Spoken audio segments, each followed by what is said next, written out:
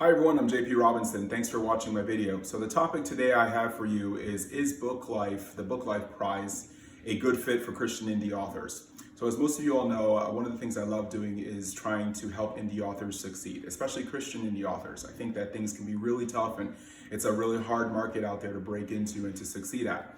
As president of Lancaster Christian Writers, I really loved taking the time to invest in prizes and contests and kind of feeling around to see which one can I recommend or endorse for my followers. So the Booklife Prize was a new one for me this year. I heard a lot about it. Booklife, in case you don't know, Booklife is backed by Publishers Weekly, which is an organization that's been around since 1872. It's a weekly trade magazine, and very professional, got a great reputation. So Booklife is basically their independent arm, and Booklife offers a wide range of services to indie authors. I've enjoyed working with them up to this point. I've gotten some really great reviews of some of my books from them, and which works through Publishers Weekly, of course. And so I thought, well, you know what, this year let me try the Booklife Prize. If I win 5,000, hey, that's awesome. But if I don't, what I'm really getting here is I want to see if this is a good fit for the people that follow me, so I can, decide whether or not something I would recommend. So I entered the Booklife Prize, and I have to say I was sorely disappointed. I wasn't disappointed so much because of the rating that I got. This book, In the Dead of the Night, is one of my newest releases, and I thought, okay, I'll throw this book in here. And I wasn't so much disappointed because of the rating or the critiquing, although that was abysmal. It was like a 3.5 out of 10, which I was really shocked and floored by. But what really got me here was the format and the lack of organization that Booklife demonstrated in developing this prize. It was a huge surprise, huge twist for me. Let me show you what I mean. So what happens is that when you enter your book, there are some very general categories that you can enter your book in under the domain of fiction. There are no specific subgenre, or very limited, I should say, subgenre. So for example, if you're a Christian indie author, you might be writing historical fiction, or you might be writing, Christian romance, etc. The Booklife Prize just generalizes fiction and lumps a lot of books together from a variety of categories and genre, lumps them into some very broad categories. So if you go to their website, Booklife Prize, you can figure it out, and you'll see exactly what I'm talking about. The problem this creates for authors, regardless of genre, is that you are competing against other authors in books that are totally not connected to yours.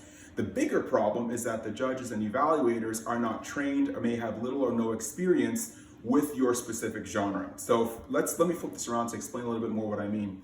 I'm not an Amish vampire in space kind of a guy, right? But I have evaluated books for national contests, and I've been a journalist for a number of years, and I've been around in the writing world.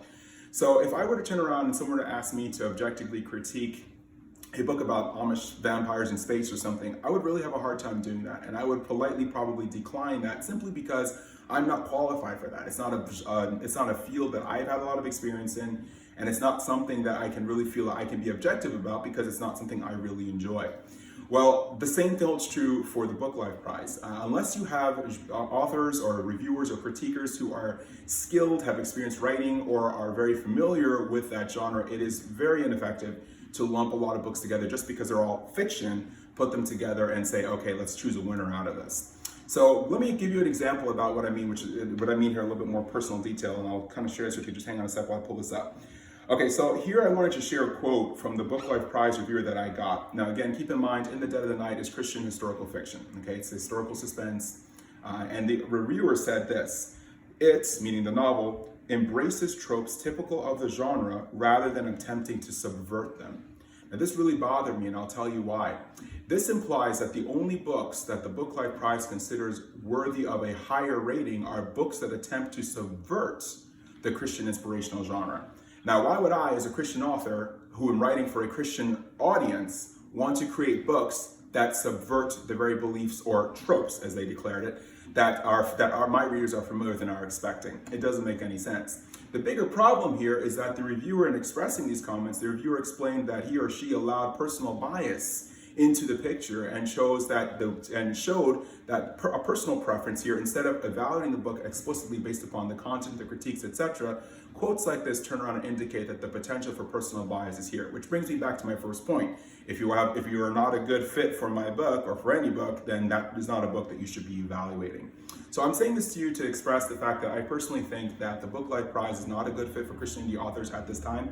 Again, it's not about, personally not liking my book, whatever. I get it. Not every book is good for everybody, and, I totally, fully get that. But what I do expect is that for a professional organization like Booklife, I do expect them to have categorized, organized structure that will allow authors a fair chance at achieving achieving the best possible outcome.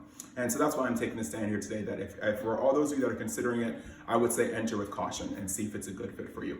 Thanks for joining. If you enjoyed this video, subscribe to the channel below. Again, I'm JP Robinson. I'm really glad to be here with you, and I hope that this video was helpful. Take care.